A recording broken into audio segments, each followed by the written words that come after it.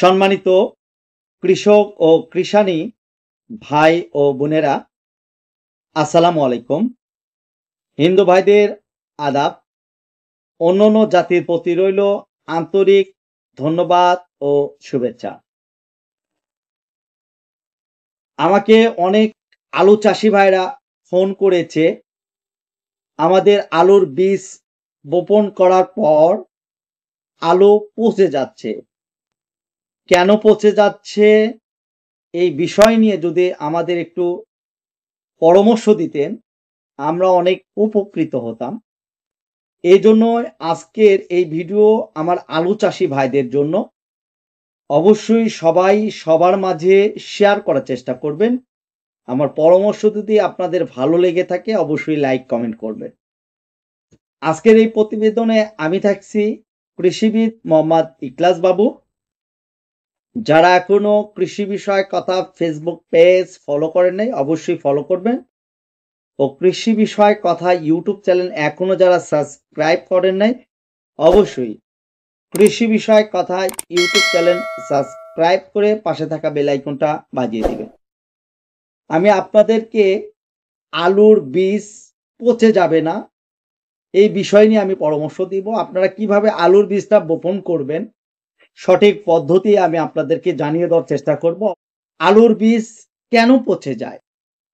আমরা আলুর বীজটা যে সময় জমিতে বপন করি, বপন করার পর আমাদের কিছু কারণে আলুর বীজটা পচে যায়।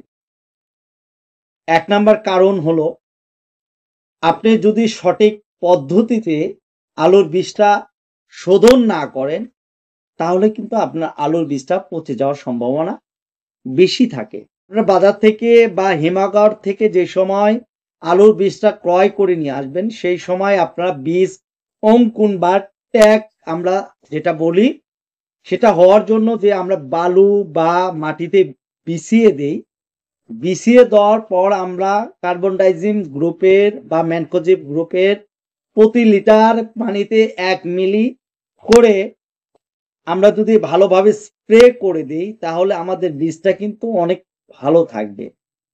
এই বীজটা কিন্তু সহজে মাটির নিচে গেলে পচবে না। আমাদের এই কাজটা করতে হবে। দ্বিতীয় কারণ, আমাদের যে জমিতে আমরা বীজটা বপন করে দিব, এই বীজ বপন করার সময় আমাদের দেখতে হবে আমাদের মাটি ঠিক মতো জোয়াইছে কিনা বা শুকিয়ে গেছে কিনা। যদি আমাদের মাটিতে রসের পরিমাণ বেশি থাকে সেই কারণেও কিন্তু আমাদের বীজটা পচে যাওয়ার আশঙ্কা বেশি থাকে।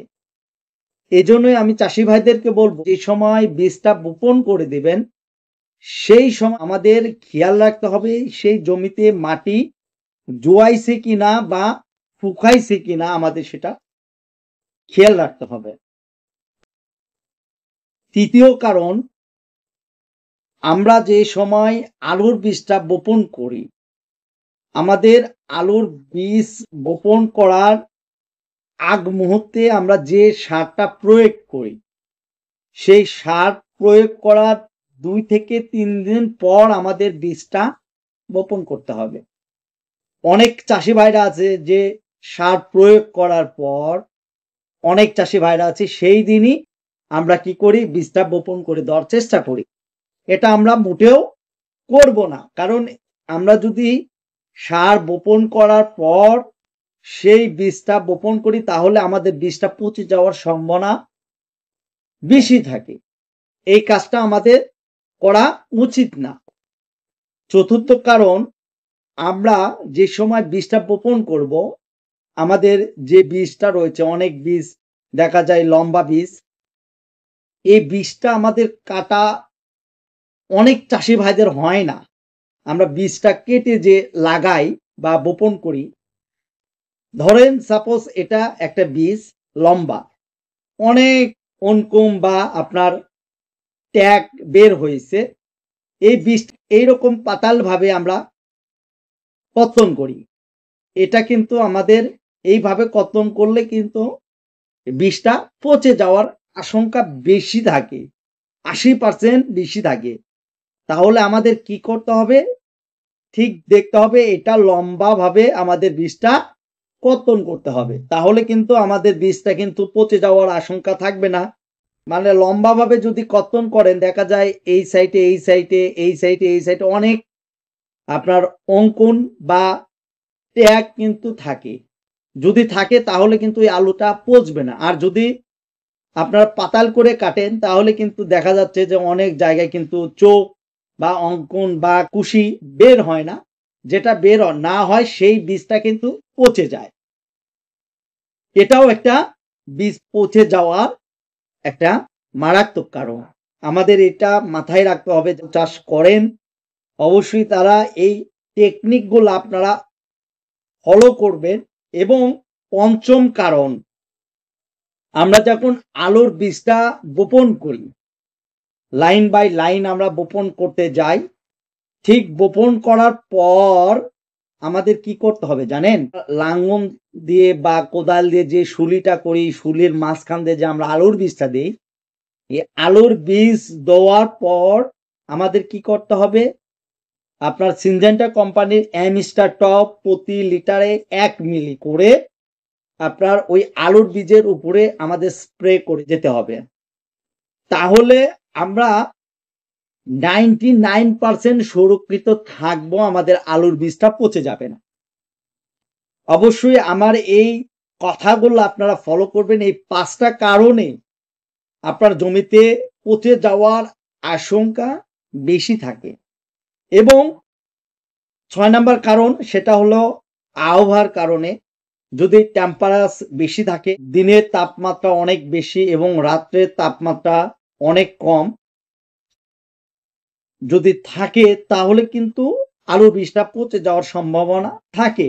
এটা হলো আপনার 6 নাম্বার কারণ। কিন্তু এই 5 নাম্বার কারণ আপনারা যদি ফলো করেন, আবহাওয়া তো আমাদের হাতে না, সৃষ্টিকর্তার হাতে। আবহাওয়া যদি ভালো থাকে আমাদের ফলনটাও ভালো হবে।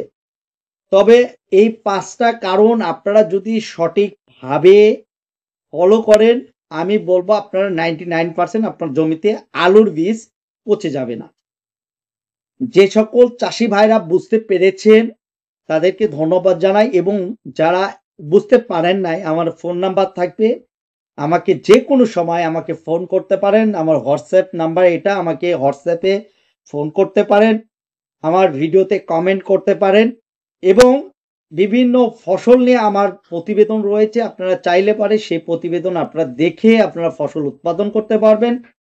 আবারও কোনো এক কৃষি প্রতিবেদন নিয়ে আমি আপনাদের মাঝে হাজির হব। সবাইকে অসংখ্য ধন্যবাদ। আসসালামু আলাইকুম।